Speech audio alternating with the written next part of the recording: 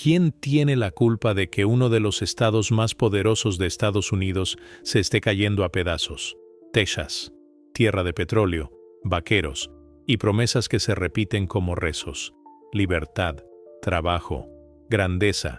Nos vendieron su imagen como el modelo ideal del sueño americano. Pero basta caminar unas cuantas cuadras fuera de los distritos financieros para ver la otra cara de ese sueño. Una cara rota, olvidada, descartada. En Houston puedes ver a un ejecutivo salir de una torre de vidrio con aire acondicionado y, a solo metros, un anciano dormir sobre cartones entre el humo de los autos. En Austin, los homeless son arrinconados como basura humana mientras se construyen condominios de lujo que nadie que trabaja honestamente puede pagar. En Dallas, los barrios pobres están siendo arrancados como malas hierbas para que florezca el concreto de centros comerciales. Y mientras tanto, ¿quién responde por esto? ¿El gobernador Greg Abbott? ¿Los magnates del petróleo? ¿Los políticos que prefieren invertir en represión que en soluciones? ¿O será que todos lo hemos permitido, mirando hacia otro lado? En este video, vamos a desenterrar la verdad incómoda del colapso texano. Vamos a hablar de la crisis de pobreza, del abandono estatal, del racismo estructural y del modelo neoliberal que convirtió al Estado en un paraíso para millonarios y un infierno para millones. No esperes una historia inspiradora. Esto es una autopsia en tiempo real. La pregunta no es por qué Texas está colapsando. La pregunta es, ¿a quién le conviene que Texas colapse? Texas siempre fue presentado como un lugar distinto, un estado con identidad propia, casi un país dentro de otro país. Don't mess with Texas, dicen sus letreros, pero tras esa arrogancia tejana hay una verdad que ya no se puede ocultar. El sistema está podrido desde dentro. Durante años, el gobernador Greg Abbott y sus aliados han construido un discurso basado en el éxito económico. Sí, Texas lidera la producción de energía, tiene algunas de las ciudades que más crecen del país y presume de una política fiscal amigable con los negocios. Pero ese modelo, tan alabado por economistas conservadores, ha sido un espejismo que beneficia a unos pocos y empuja al abismo a millones. ¿Sabías que si Texas fuera una nación independiente, tendría el octavo PIB más grande del planeta? ¿Y sabías que al mismo tiempo tiene más de 4 millones de personas viviendo por debajo del umbral de la pobreza? Esa es la paradoja del Texas moderno. Crecimiento económico sin desarrollo humano. Una máquina que produce riqueza pero no la reparte. Que presume de libertad, pero criminaliza la miseria. Las grandes ciudades tejanas, Houston, Austin, Dallas, San Antonio, se han convertido en íconos del capitalismo del siglo XXI. Torres de cristal, oficinas de Tesla y Amazon, startups que prometen cambiar el mundo. Pero esa bonanza no llega a todos. En realidad, solo llega a unos pocos, blancos, empresarios y bien conectados. Porque sí, hay que decirlo. El modelo texano es también un modelo profundamente racializado. Mientras las comunidades afroamericanas y latinas luchan por sobrevivir, los barrios blancos reciben inversión, infraestructura, seguridad. Mientras se militarizan los espacios donde viven los pobres, se subsidian con millones los proyectos de lujo que solo sirven a la élite, y todo esto ocurre con el aval y el orgullo de una clase política que se niega a cambiar. Texas no tiene impuestos estatales sobre la renta. Eso suena bien, ¿verdad? Pero lo que no te dicen es que el costo se traslada a los más pobres. Impuestos a la propiedad disparados, servicios públicos colapsados y un sistema educativo desigual que reproduce la pobreza generación tras generación. Es una economía construida para beneficiar al que ya tiene, una maquinaria que expulsa a los vulnerables y premia al especulador. Y mientras los números macroeconómicos brillan, en las calles la miseria se multiplica. Texas ha crecido, sí, pero ha crecido como un tumor. ¿Qué ocurre cuando ese tumor empieza a matar el cuerpo que lo sostiene? Dicen que en Texas, si trabajas duro, triunfas. que la calle es para vagos, drogadictos y fracasados. Pero eso es mentira. Una mentira útil. Una mentira que repiten quienes jamás han tenido que elegir entre pagar la renta o comer. Una mentira que justifica el abandono. Texas tiene más de 27,000 personas viviendo en situación de calle, y eso es solo lo oficial. La realidad, según organizaciones comunitarias, podría duplicar esa cifra. En ciudades como Austin, Dallas o Houston, es imposible ignorarlo. Carpas bajo puentes, filas en comedores, mujeres durmiendo en autos con sus hijos. Y aún así, la narrativa oficial insiste, es culpa de ellos. Pero, ¿de verdad es culpa suya? Muchos de esos homeless son trabajadores con empleos a tiempo completo. Algunos tienen 2 o 3 empleos. Ganan el salario mínimo, que en Texas sigue estancado en $7.25 la hora desde hace más de una década. Mientras tanto, el alquiler promedio en Austin supera los $1,500 al mes. ¿Cómo se supone que sobrevivan? ¿Qué milagro se espera de ellos? Mientras esta tragedia se desborda, el Estado no responde con compasión, responde con castigo. En 2021, Greg Abbott firmó una ley que prohíbe acampar en espacios públicos, criminalizando a quienes no tienen a dónde ir. No les ofreció refugios, ni tratamientos, ni vivienda transitoria. Les ofreció cárcel, multas, acoso policial. Porque en la lógica tejana es mejor barrer la miseria que resolverla. ¿Y qué pasa con los refugios? Colapsados, saturados, inseguros, con listas de espera de semanas o meses. Las personas con enfermedades mentales son rechazadas por falta de recursos. Las mujeres con hijos evitan los albergues por miedo a que los servicios sociales les quiten a sus niños. No hay red de apoyo, solo vacío. Pero aquí viene la parte más cruel. Los homeless en Texas no son solo una consecuencia del fracaso económico, son también el resultado directo de decisiones políticas deliberadas. Cuando el Estado recorta programas de vivienda, cuando niega expansión de Medicaid, cuando desmantela servicios sociales, está fabricando esta crisis. No es accidente, es diseño, y los responsables tienen nombre y cargo: gobernadores, alcaldes, legisladores, hombres, sí, casi siempre hombres blancos y ricos, que jamás han conocido el hambre, pero legislan como si supieran lo que es sobrevivir. ¿Y el discurso público? Intoxicado de odio. En redes sociales, muchos tejanos celebran la represión contra los sin techo. Hay comentaristas de derecha pidiendo limpieza de las ciudades. Hay medios culpando a los migrantes, como si dormir en la calle fuera un privilegio importado. ¿Dónde está la compasión? ¿Dónde está la responsabilidad colectiva? El sistema texano no está colapsando porque falle. Está colapsando porque fue diseñado para fallar. Para todos, menos para los de arriba. ¿Y tú? ¿Cuánto tiempo aguantarías si te quitaran el salario justo, el acceso a salud, un techo digno? ¿Cuánto antes de terminar tú también en la calle? ¿Cómo se explica que un Estado con tanto dinero prefiera criminalizar la pobreza antes que combatirla? Hay formas sutiles de destruir a una sociedad. No hacen falta bombas ni catástrofes. Basta con quitarle, poco a poco, lo más básico: su derecho a sanar y su derecho a aprender. Texas es uno de los estados más ricos del país, pero también uno de los más crueles cuando se trata de garantizar servicios esenciales. El sistema de salud está quebrado, y no porque falte dinero, sino porque sobra ideología. Desde hace años, Texas se niega a expandir el Medicaid, un programa federal que permitiría asegurar a más de 1 millón de personas de bajos ingresos. ¿Por qué?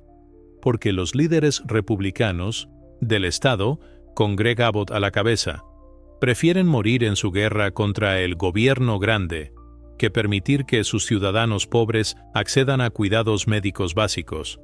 El resultado es trágico. Texas lidera el país en número de 1.900 personas sin seguro médico. 1 de cada 5 texanos vive sin cobertura. En las comunidades latinas, la cifra es aún más alta. Eso significa que un accidente, una enfermedad o un simple embarazo puede ser una sentencia de ruina económica. Hospitales en zonas rurales han cerrado. Clínicas comunitarias sobreviven con presupuestos miserables. Las listas de espera para atención mental son interminables y los suicidios aumentan. Pero los políticos texanos, en lugar de invertir en salud, invierten en patrullas fronterizas, en represión, en armas. La educación, por su parte, no va mejor. Texas tiene uno de los sistemas educativos más desiguales de Estados Unidos. ¿El motivo? Su financiación depende en gran parte de los impuestos locales a la propiedad. Eso significa que si vives en un barrio pobre, tus hijos van a una escuela pobre, con menos maestros, menos libros, menos tecnología, menos futuro. Mientras tanto, en los suburbios blancos de clase alta, los niños tienen acceso a programas avanzados, idiomas, artes, robótica. ¿Dónde quedó la igualdad de oportunidades? Y como si eso fuera poco, los políticos estatales han empezado una guerra cultural dentro de las escuelas. Se censuran libros que hablan de racismo, de diversidad sexual, de historia crítica. Se obliga a los profesores a enseñar una versión blanqueada del pasado. Se persigue a los docentes que se atreven a pensar distinto. Todo esto bajo una lógica clara. Controlar lo que la gente aprende para evitar que cuestionen el poder. Las universidades públicas también están en crisis. Las matrículas suben, los apoyos bajan, y los estudiantes de bajos recursos, en su mayoría latinos y afroamericanos, se ven forzados a endeudarse por décadas o a abandonar sus estudios. ¿Cómo competir así en el mercado laboral? Texas no le teme a gastar millones en militarizar la frontera, pero cuando se trata de cuidar a su gente, se vuelve ciego, sordo y mudo. Y no olvidemos, estas decisiones afectan desproporcionadamente a las minorías étnicas. No es casual, es estructural. El abandono institucional en Texas es una forma moderna de segregación. ¿De qué sirve tener libertad si esa libertad viene con enfermedad, ignorancia y desesperanza? ¿Cuánto tiempo puede sobrevivir una sociedad que margina a sus niños y deja morir a sus enfermos? Detrás del colapso tejano hay una verdad incómoda. No se trata solo de decisiones equivocadas, se trata de intereses, de poder, de negocios y de una élite que ha vendido el futuro del pueblo tejano a cambio de dividendos y poder político. Texas presume de ser un estado amigable para los negocios, y lo es si eres millonario. Las corporaciones aquí no solo mandan, gobiernan, pagan impuestos ridículamente bajos, reciben subsidios multimillonarios y tienen acceso directo a los pasillos del poder. ¿Un ejemplo? En 2022, Tesla recibió más de $60 millones en incentivos fiscales para trasladar su gigafábrica a las afueras de Austin. Prometieron empleos, desarrollo, crecimiento. Pero ¿quién se beneficia realmente? No los trabajadores locales, que ganan salarios mínimos. No las comunidades cercanas, que han visto aumentar sus rentas hasta volverse impagables. No, los que ganan son los ejecutivos y los políticos que pactaron con ellos. Otro caso, las empresas petroleras. Texas es su reino. ExxonMobil, Chevron, Valero. Todas operan aquí con manos libres. Contaminan, explotan recursos, destruyen ecosistemas. ¿Y quién les pone freno? Nadie, porque los legisladores estatales están financiados por esas mismas compañías. Las leyes ambientales son mínimas y las multas por contaminar son ridículas, cuando no inexistentes. Y mientras tanto, la población más pobre vive al lado de las refinerías, respira aire tóxico y muere de enfermedades pulmonares, pero nadie dice nada, porque en Texas, la vida de los pobres vale menos que el balance trimestral de una corporación. No es solo negligencia, es complicidad. Los políticos tejano, demócratas tibios o republicanos brutales, han convertido la administración pública en un negocio privado. Y como en todo negocio, los ganadores están en la cima. Los perdedores Viven en tiendas de campaña bajo los puentes de Houston. ¿Y sabes qué es aún más indignante?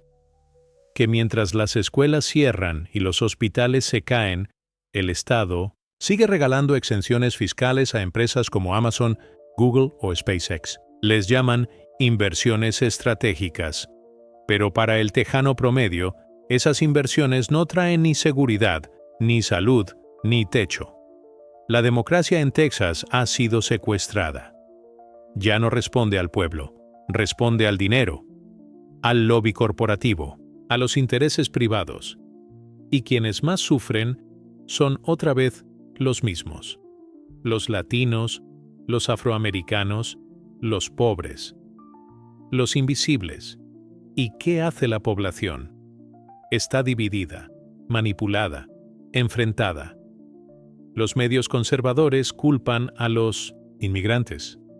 Las élites urbanas culpan a los rednecks rurales. Nadie apunta al verdadero enemigo: el sistema económico que concentra la riqueza en pocas manos mientras desangra a las mayorías.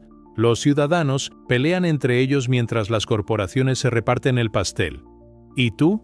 ¿Estás dispuesto a seguir creyendo que esto es culpa de los pobres, de los inmigrantes o de la mala suerte? ¿O te animas a mirar más arriba? ¿Hasta cuándo vamos a permitir que quienes más tienen sigan decidiendo quién merece vivir y quién no? Texas no solo es frontera geográfica, es frontera ideológica. Un laboratorio de exclusión donde la identidad se mide por el color de piel, el idioma y el lugar donde naciste. Y aunque muchos no lo quieran admitir, la crisis tejana también es una crisis de racismo institucional. La narrativa dominante dice: los inmigrantes son la causa del colapso, que traen crimen, que roban empleos, que saturan los hospitales y las escuelas, que por culpa de ellos Texas se está hundiendo. Pero eso es una mentira, repetida 1000 veces hasta volverse verdad. Una excusa conveniente para ocultar la verdadera raíz del problema. La mayoría de los migrantes en Texas trabajan en los sectores más duros y peor pagados: construcción, agricultura, limpieza, cocina, cuidados. Sin ellos el Estado no funcionaría ni un día. Pero en lugar de reconocimiento, reciben desprecio. En lugar de papeles, reciben redadas. En lugar de apoyo, reciben odio. Y ese odio no es espontáneo. Es promovido activamente por el aparato político. Greg Abbott ha convertido la frontera en su campo de batalla personal. Ha desplegado miles de policías y miembros de la Guardia Nacional en el sur del estado. Ha gastado más de $10,000 millones en una operación llamada Lone Star, cuya eficacia ha sido ampliamente cuestionada. ¿Y los resultados? Nulos. Solo más violencia, más familias separadas, más cuerpos flotando en el río Bravo. Mientras tanto, las cárceles privadas se llenan de migrantes detenidos por delitos administrativos. Es un negocio, una industria. Y muchos de los que se benefician están ligados directamente a políticos conservadores que dicen proteger a los verdaderos texanos. Pero, ¿quién define quién es verdadero? ¿Quién decide quién pertenece? Porque si miramos los números, hay una verdad que duele a muchos. Texas es, en esencia, un estado latino. Más del 40% de la población es hispana. Pero esa mayoría demográfica no se traduce en poder político, ni económico, ni institucional. Los latinos son mayoría en los campos de trabajo, en las cocinas de los restaurantes, en las filas de espera de los hospitales, pero minoría en los medios, en las universidades, en el Congreso estatal. ¿Eso es casualidad o es diseño? Los sistemas de exclusión en Texas están tan bien montados que muchos latinos ni siquiera lo notan. Crecen creyendo que, si se esfuerzan lo suficiente, podrán integrarse. Pero no importa cuánto trabajen, siempre habrá un muro invisible, empujándolos hacia abajo. Y aquí viene la parte más incómoda de todas. Muchos texanos, incluso latinos, han comprado el discurso antiinmigrante. Lo repiten, lo difunden, lo interiorizan, porque aceptar que el enemigo es el sistema Es mucho más aterrador que culpar al que acaba de cruzar la frontera. Ahí es donde las opiniones se quiebran, porque este conflicto no es solo entre blancos y latinos, es entre pobres contra pobres, entre comunidades enfrentadas por miedo, por desesperación, por desinformación. Y así, mientras el tejano blanco de clase media culpa al migrante por su miseria, el verdadero culpable, el político corrupto, el empresario voraz, el sistema racista, sigue intacto, riéndose desde su oficina con aire acondicionado. ¿No es acaso una estrategia perfecta? Dividir al pueblo, para que nunca se atreva a pelear contra quien realmente lo oprime. ¿Qué pasa cuando una sociedad se convence de que el problema es el vecino pobre y no el millonario que dicta las reglas del juego? En Texas, el dolor se ha vuelto rutina, el sufrimiento, una costumbre, y esa es quizá la tragedia más profunda, cuando la gente aprende a sobrevivir en vez de vivir. Caminar entre las calles de Dallas, Houston o San Antonio y ver filas de carpas, en parques, debajo de pasos elevados, al borde de las carreteras, ya no sorprende a nadie. Es parte del paisaje, como si siempre hubiera estado ahí, como si no fuera una emergencia, sino una especie de decisión personal. Esa es la narrativa que han construido, que el sin techo está en la calle porque quiere, que el pobre es pobre porque no se esforzó, que el enfermo no ahorró lo suficiente, que la madre soltera falló. Responsabilizar al individuo, nunca al sistema. Esa forma de pensar no es casual, es ideología, es programación social, es lo que conviene a quienes dirigen el juego desde arriba, y mientras tanto, el pueblo se adapta. Los homeless organizan sus propias redes de apoyo, las madres migrantes montan guarderías improvisadas, los jóvenes abandonan sus sueños de universidad y se resignan a trabajar en lo que aparezca. Los barrios marginados crean sus propias reglas para protegerse de una policía que no los cuida, sino que los persigue. Y aunque todo eso muestra resistencia, también evidencia abandono. La gente no debería tener que crear sus propios sistemas porque el Estado los ha dejado solos. Pero lo más inquietante es lo que sucede en la mente. Cuando la precariedad se vuelve la norma, las aspiraciones se encogen, la imaginación se marchita, la esperanza se desgasta. Los niños aprenden a no soñar, los adultos a no protestar. Se les enseña a aguantar, a callar, a agradecer por las sobras. Y es ahí donde el sistema gana. No solo cuando roba el techo, la comida o la salud, sino cuando logra que te convenzas de que eso es todo lo que mereces. Hay incluso quienes defienden esta forma de vida como si fuera parte de su identidad. Así somos los tesanos, dicen. Fuertes, independientes, sin depender del gobierno. Pero esa idea romántica de autosuficiencia ha sido usada para justificar el abandono institucional, para glorificar el sacrificio mientras otros se enriquecen. Y aquí volvemos al conflicto, porque hay quienes ven en esta situación una prueba de carácter, de moral, de valores, y hay quienes la ven como lo que realmente es, una injusticia estructural, sostenida por políticas deliberadas. ¿Y tú? ¿De qué lado estás? Porque el punto de quiebre ya llegó, y cada día que pasa, Texas se acerca más a un estado donde la desigualdad es tan normal que se vuelve invisible. ¿Cuánto más puede soportar un pueblo antes de romperse por dentro? Texas es una advertencia con forma de estado, un territorio vasto, orgulloso, rico en recursos, que se está desmoronando bajo el peso de su arrogancia, de su desigualdad, de sus propias mentiras. Un lugar donde millones sobreviven, pero pocos viven. Un estado donde se gasta más en militarizar la frontera que en alimentar a sus niños, donde los hospitales rurales cierran, pero los estadios se expanden, donde el hambre convive con los rascacielos, donde se persigue más al migrante que al político corrupto, donde se castiga la pobreza pero se premia la codicia. Y sí, es fácil culpar a los de abajo, a los que cruzan la frontera, a los que piden ayuda, a los que viven en la calle.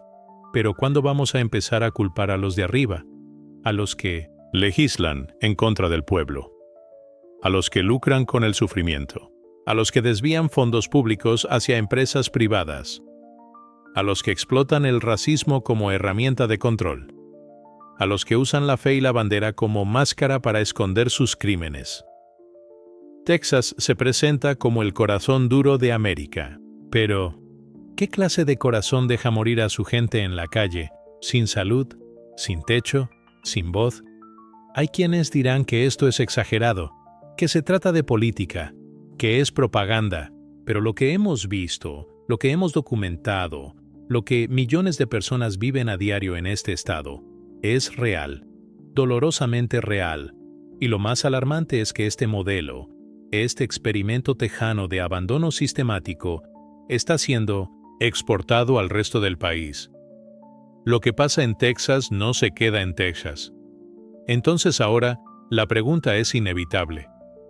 No solo para quienes viven ahí, sino para todos los que lo observan desde fuera. ¿Vamos a seguir creyendo que esta forma de vivir es normal? ¿O vamos a atrevernos a cambiarla? Porque si aceptamos que esto es lo que merecemos, entonces el futuro no será más que una copia del presente, desigual, deshumanizado y gobernado por unos pocos. Pero si todavía queda indignación, si aún queda coraje, si aún queda memoria, entonces tal vez, solo tal vez, este colapso no será el final, sino el inicio de algo diferente. La decisión, como siempre, no está en los de arriba, está en nosotros. ¿Y tú? ¿Qué vas a hacer con esta verdad? Texas fue alguna vez símbolo del sueño americano, tierra de oportunidades, de grandeza, de libertad. Un estado que prometía que, si trabajabas duro, podrías construir algo para ti y para tu familia. Pero hoy, ese sueño está en ruinas. Bajo sus autopistas modernas y sus megacorporaciones tecnológicas, hay un cementerio invisible de vidas rotas, de hogares perdidos, de voces silenciadas.